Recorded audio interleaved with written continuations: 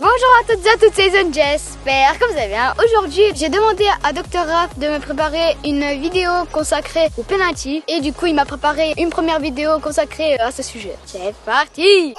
Voilà, donc Ellie, aujourd'hui, les penalties, tu connais, hein, t'as déjà tiré. C'est pas facile. Ouais. On a la pression, il y a les copains qui regardent, il y a la famille, il y a l'entraîneur, et puis on espère qu'on doit marquer, mais c'est pas facile, c'est un exercice compliqué. Souvent, ce que je vois chez les jeunes, penalty, qu'est-ce qui se passe? Des fois, on frappe à côté, des fois, on frappe en dessus, et puis des fois, on tire sur le gardien. J'espère qu'avec les explications que je vais te donner aujourd'hui, on va pouvoir réduire un maximum les risques d'avoir ces trois choses qui arrivent quand on tire un penalty. Ok Ellie, donc pour pouvoir tirer un penalty en général, tu sais qu'il y a un ordre des choses. Il y a la faute, l'arbitre il a sifflé faute, le tireur il va prendre le ballon, il pose le ballon sur le point de penalty, prend sa course d'élan, il attend le sifflet de l'arbitre et puis il frappe. C'est ça la routine en général. Je te parle de routine parce que c'est important Ellie. Cette routine elle va t'aider à bien tirer. Et du football. Alors la première c'est sûr, hein, je l'ai dit, parfois on a l'impression que, je sais pas pourquoi, vous tirez sur le gardien. On dirait que vous faites une passe au gardien, alors que le but est grand, il y a de la place pour marquer, mais vous tirez et ça va sur le gardien il a presque rien à faire pour l'avoir, et ça c'est bien dommage. J'ai essayé d'analyser un petit peu tout ça, je pense qu'il y a deux phénomènes qui arrivent à ce moment-là pour les jeunes. La première c'est jusqu'à présent, tous les exercices qu'on fait avec eux depuis qu'ils sont petits, c'est de faire des passes aux copains. On a un copain devant nous, on va y faire la passe. Donc c'est toujours ça, soit faire la passe au copain, soit la donner en profondeur, il y a toujours quelque chose à faire avec le joueur qui est devant soi. Et tout d'un coup, dans cet exercice, qu'est-ce qu'on a? On a un gars qui est devant nous, donc le gardien, et lui, il faut surtout pas le toucher. Donc ça va à l'encontre de tout ce qu'on vous a dit jusqu'à présent, parce qu'on vous a toujours dit, voilà, de jouer avec le copain. Et ça aussi, dans la tête, il faut être prêt à se dire, non, celui-là, faut que je l'évite, faut que je mette la balle autour de lui, mais pas sur lui. Donc ça, c'est pas facile, mais il faut se le mettre dans la tête. Ouais. Et après, il y a une deuxième chose, j'ai déjà remarqué aussi, quand on a la pression, on est stressé, on pose notre balle pour tirer, on voit ce gardien dans ce but qui semble normal au début, mais plus ça va vers le moment du shoot, plus on a l'impression qu'il est grand, plus on a l'impression qu'il prend de la place, plus on a l'impression qu'il est partout, et là on stresse, on est impressionné, et puis finalement on est déstabilisé, puis on fait une mauvaise frappe. Alors que c'est dommage, parce que ce but il est quand même grand. Et si tu regardes bien Ellie, Mirkok qui est notre gardien aujourd'hui, franchement, si tu le regardes, tu vois pas qu'il y a beaucoup plus de place libre que de place où il y a Mirkok. Donc, ça te laisse plus de probabilité de pouvoir marquer que d'y tirer dessus. Donc, faut pas être impressionné par le gardien. Et les gardiens, ils ont plein d'astuces pour nous déconcentrer. On en reparlera tout à l'heure. Souvent, les gardiens, ils ont des t-shirts qui sont orange fluo, vert fluo, jaune fluo. Ça tire l'œil, ça impressionne. Donc, faut pas être impressionné par ça. Faut être focus sur la place de disponible où tu peux marquer. Et il y a beaucoup de place dans un but où on peut marquer. Ouais. Déjà, il faut savoir, le tireur, quel est son shoot préféré pour tirer un penalty. Il faut que tu définisses, toi, le shoot que tu préfères pour pouvoir tirer ton penalty. Celui que tu sais que quasi à tous les coups, elle est dedans. Ne pas chercher forcément le geste incroyable, bien placé, avec plat du pied, ou bien toi. Non, le shoot que tu sais que celui-là, il est quasi tout le temps dedans. D'accord? Donc, est-ce que tu as un shoot à toi que tu aimes bien utiliser parce que tu sais que celui-là, il va dedans? Ouais. Bah vas-y, essaye-en un juste pour voir.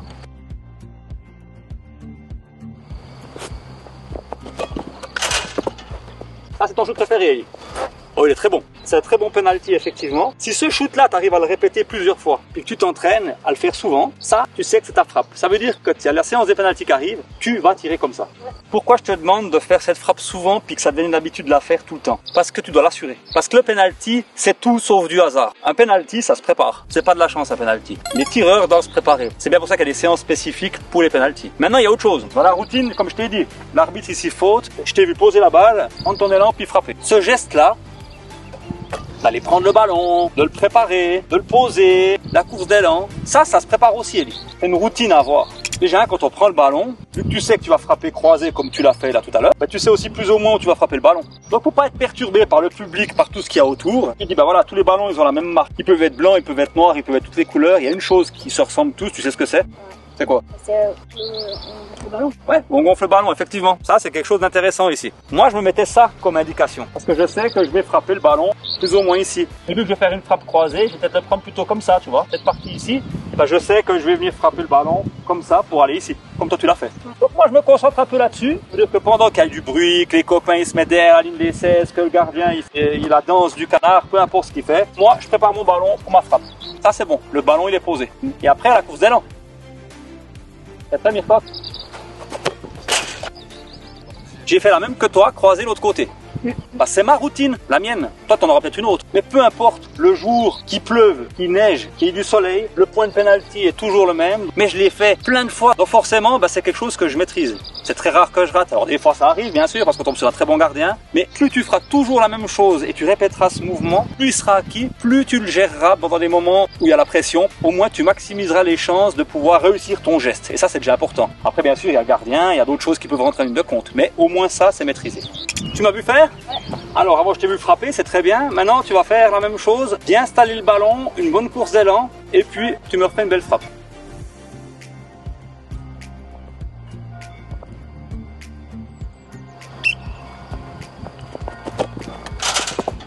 Elie, la course d'élan est importante. Maintenant, toi, tu as décidé de faire 3 pas parce que moi, je t'ai montré 3 pas. C'est toi qui décideras. Vu que tu es à l'aise avec ça, tu garderas ces 3 pas. C'est toi qui décides. Par contre, ce que je vois des fois avec des enfants, c'est qu'ils prennent une course d'élan monstrueuse. Ils font déjà un immense sprint pour aller juste vers la balle. Et puis après, bah, ils sont complètement déséquilibrés quand ils arrivent en pleine course vers le ballon. Et puis, bah, ils ratent la balle. C'est un petit conseil de Dr. Raph. Prenez pas des courses d'élan trop longues. Privilégiez peut-être des courses un peu plus courtes.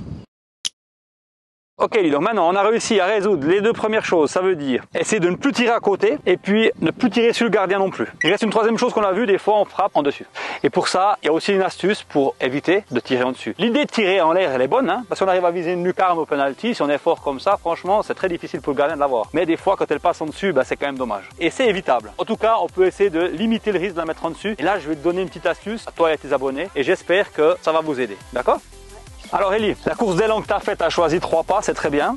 Je vais expliquer juste pourquoi des fois le ballon il va en dessus. Alors même si je prends ma course d'élan 2, 3, il se peut que parfois je tire en dessus. Elle était puissante mais elle est en dessus. Donc il y a 2 choses, hein. On en revient toujours aux bases des frappes. Si on a le poids trop en arrière, forcément le ballon il va aller en haut et là c'est raté. Mais il y a quand même une chose sur ce penalty, une chose toute bête. Sur le dernier pas, au moment où on va frapper, souvent on a tendance à s'écraser. Ça veut dire que tout le poids vient ici et puis là on frappe. Ça veut dire que le talon il est vraiment dans le sol. Et quand on est comme ça, on a tendance à devoir mettre beaucoup de force pour pouvoir récupérer un petit peu la dynamique qu'on a perdue pendant la course. Et en mettant beaucoup de force, bah forcément le ballon il va aller en haut. Donc pour éviter d'avoir tout ce poids sur le talon sur le dernier pas, tu verras qu'il y a des joueurs, quand ils ont fait leur course d'élan, je sais pas si tu as déjà remarqué, ils font comme ça. Tu as déjà vu avant les tireurs, des fois ils font comme ça, juste avant de partir. Ça c'est pas anodin. Ça permet d'être sur la pointe des pieds, tu vois, et d'être très dynamique. Et quand on arrive ici, si on part comme ça, on a une course beaucoup plus dynamique et ça évite d'avoir ce fameux talon qui s'enfonce et qui reste coincé ici et qui nous fait faire l'erreur. Donc si je veux la placer en hauteur, Elie, je me mets comme ça, je fais des petits sauts, je suis dynamique et j'attaque ma course d'élan.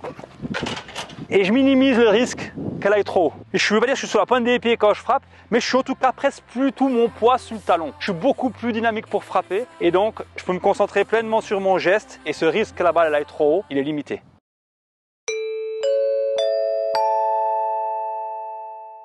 Ok, donc on l'a vu, cet exercice il doit être répété pour pouvoir maximiser tes chances de marquer. Maintenant il n'y a pas que ça. Là on a parlé de ton geste à toi, que tu prépares, que tu t'entraînes, c'est une bonne chose. Mais maintenant il y a quand même un paramètre à prendre en compte qui est très important, c'est le gardien. Aujourd'hui les entraîneurs de gardiens ils les préparent pour les pénaltys, même les jeunes. Et donc ils savent très bien déstabiliser un tireur de pénalty. Les gardiens sont très forts comme je l'ai dit, hein, des fois ils mettent des habits fluo pour qu'on les regarde, ils bougent beaucoup sur la ligne, ils font des choses pour nous déconcentrer, tout ça pour te perturber. Alors en fait il y a un combat on va dire mental qui est en train de se mettre en place entre le tireur et le gardien, et puis ça faut le gagner, c'est pas facile. La première chose que je vais te dire Elie, et ça c'est vraiment le plus important, les gardiens ils ont l'habitude de beaucoup observer le tireur. Ils vont essayer de regarder surtout tes yeux, parce que les yeux, si tu regardes où tu veux tirer, ben ça ils peuvent le voir, donc ils sont habitués à vous regarder ça. Ils sont aussi habitués à vous regarder votre corps, si vous commencez déjà à orienter le corps dans la direction où vous voulez tirer, vous donnez peut-être des informations avec le corps, faut lui donner le moins d'informations possible. Puis des fois ils regardent aussi vos pieds, peut-être pas pour les tout petits, mais c'est des choses qu'ils font les gardiens. Donc la première chose que je te demande Elie, ne plus jamais regarder le gardien. Du moment où l'arbitre a sifflé penalty et puis tu sais que c'est toi qui vas les tirer, tu ne regardes plus le gardien. Tu sais ce que tu dois faire.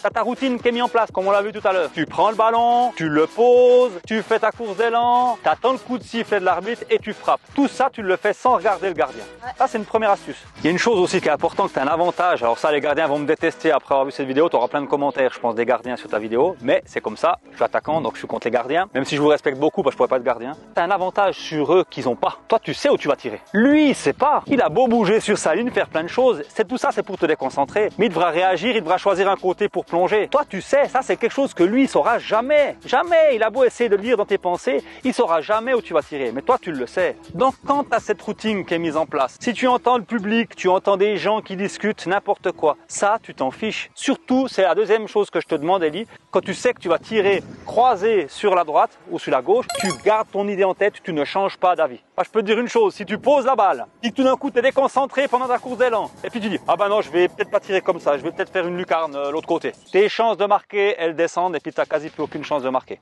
Parce que tu as changé d'idée. Garde dans ta tête ta première idée de savoir où tu vas frapper. Ça, c'est hyper important. Tout ce que je viens de t'expliquer, cette routine à mettre en place, c'est pour justement limiter le risque que la balle parte à côté. Pourquoi? Les terrains, c'est tous les mêmes. Que tu joues à Milan, à Lyon, à Paris, c'est des terrains de juniors, donc c'est vos terrains à vous. Il y a toujours la même distance entre la ligne de but et le point de penalty. Les goals, c'est toujours les mêmes grandeurs. T'es toujours Ellie. Donc que tu t'entraînes ici et puis que tu ailles frapper à Milan, c'est toujours la même chose. Donc ça change pas. Donc si tu arrives à maîtriser ce geste et tout ce que je viens de te dire, les risques que la balle passe à côté du but diminuent. Donc faut croire en toi et croire en ton geste, et comme ça, ce premier problème qu'on avait vu au début, eh ben il est déjà limité. Le deuxième souci qu'on a dit justement, c'est que cette impression de ce gardien qui prend beaucoup de place dans le but, qui est impressionnant, qui peut nous déconcentrer. Là, je t'ai donné quelques astuces déjà pour pouvoir éviter d'être impressionné par le gardien. Tu ne le regardes plus, tu restes concentré sur ta frappe, et normalement ça, tu peux plus être impressionné par le gardien. Maintenant, il y a encore des petites choses qu'on peut te donner comme astuce pour induire encore un peu plus le gardien en erreur. Bien sûr, j'ai des copains gardiens qui m'ont expliqué 2-3 petites choses. Tes abonnés gardiens, ils vont me détester parce que là, je donne une astuce vraiment aux tireurs de penalty. En fait, je sais pas si tu as déjà regardé, souvent les gardiens, quand ils sont sur la ligne comme ça, en plus d'essayer de perturber le joueur, ils sont un peu comme ça, tu sais.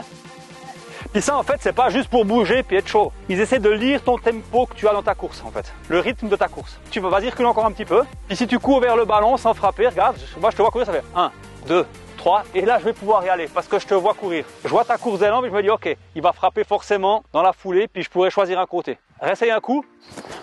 1, 2, 3. J'étais prêt à partir. Alors j'ai choisi de mon côté, j'ai de la chance, mais ta course elle était facile à lire et je savais que le tempo était le bon, donc j'ai fait 1, 2, 3 et puis j'ai pu y aller. Et ça, les gardiens ils sont très forts, ils s'entraînent beaucoup à ça. C'est toujours dans l'idée pour eux d'être dans la réaction et de partir au bon moment du bon côté. Parce qu'ils partent trop tôt, qu'est-ce qui se passe? Si je compte pas tes pas et puis je pars quand j'ai envie, vas-y, je pars un peu trop tôt. Voilà, j'ai anticipé sur ce côté, j'avais plus que 50% de chance de l'avoir. Tandis que si j'attends le dernier moment pour plonger, j'ai plus de chance de l'avoir en tant que gardien. Donc les gardiens, ils regardent votre course d'élan, ils regardent le rythme. Et ce tempo-là, on peut un peu les induire en erreur. Alors il y a deux choses. Pour les joueurs un peu plus expérimentés, au niveau de la course d'élan, on reviendra peut-être dans une prochaine vidéo, où vous voyez souvent le genre de joueurs qui prennent de l'élan, et puis ils prennent pas mal d'élan. Et puis qu'est-ce qui se passe? Ils partent sur un rythme, ils ralentissent et après ils frappent. T'as déjà vu ces gens qui font un peu des sauts ou qui changent de rythme de course? Par exemple, ça c'est pour justement perturber le gardien. C'est pour justement le mettre en doute et le faire partir peut-être déjà avant. Ça c'est pour les gens un peu plus expérimentés. Par contre, toi, je vais pas te demander de faire des sauts, des choses comme ça. Je pense que déjà de se dire, je fais pas trop de pas d'élan, c'est déjà compliqué pour le gardien de trouver un tempo. Et quand tu tirais, c'était assez bien. Tu prenais pas trop d'élan non plus. Il peut plus compter sur ta course d'élan pour donner une idée de quand partir. Ça va être beaucoup plus franc, beaucoup plus direct, donc il doit réagir très vite. Donc pour les jeunes, c'est ce que je préconise. Ne prenez pas trop d'élan. Vous arrivez essoufflé presque devant la balle avant de frapper, donc ça va pas. Vous avez même plus de force pour frapper. Par contre, une course d'élan assez courte, ça va le perturber. Ouais. Bon, on va quand même faire travailler Ellie maintenant. Tu as toutes ces astuces, j'espère que ça t'aidera. Je te propose de faire 3 penalties. Mirko qu'il est chaud, tu dois mettre au moins 2. À toi de jouer. Tiens.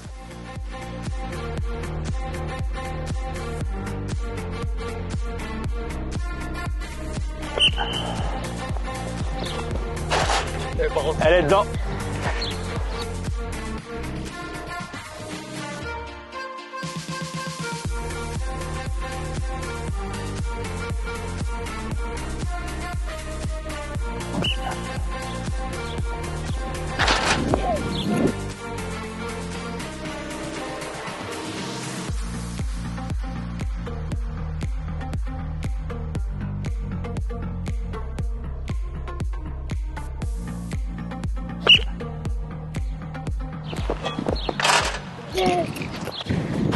Merci Mirko.